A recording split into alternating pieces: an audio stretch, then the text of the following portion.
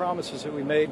In Florida, Vice President Mike Pence denounced the anonymous New York Times opinion piece slamming President Trump as a disgrace. Anyone who would write an anonymous editorial smearing this president, who's provided extraordinary leadership to this country, should not be working for this administration. They ought to do the honorable thing and they ought to resign. Pence, Secretary of State Mike Pompeo, and other cabinet members also took the unusual step of issuing statements denying that they wrote the piece, Times described as by a senior official in the Trump administration.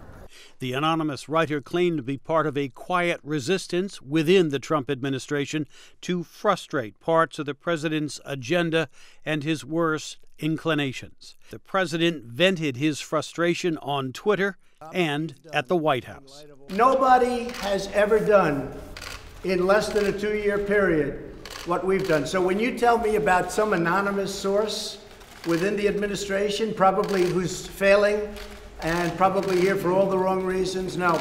And the New York Times is failing. Many Democrats had a different view, including Senator Ed Markey of Massachusetts. The alarming part of the op-ed is that there's someone in the White House who is very afraid that our nation is being damaged on a daily basis. And I think we should take that very seriously.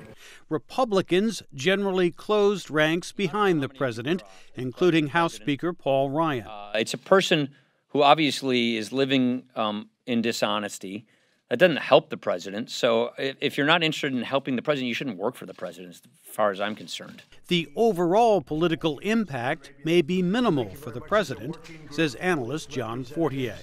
I don't think it's going to change people's opinion about Donald Trump. They like him or they don't like him, and they know the basic story of this. But others see the revelations as more alarming, including Democratic analyst Jim Kessler. There are a lot of people within the Trump administration, within his White House, and within his inner circle that just don't like him and don't trust him and think he is not capable as a president and maybe even not fit to be president.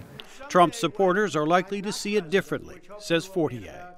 I would contrast that with public opinion polls, which show the average Republican voter is basically with Donald Trump. He's not a popular president, but he is popular among the Republican base. This latest controversy is also further evidence that President Trump will be the key issue in the midterm congressional elections in November. Jim Malone, VOA News, Washington. They're our next-door neighbor. We've had a great relationship with them for many, many years. But look, Canada's done very well with this relationship.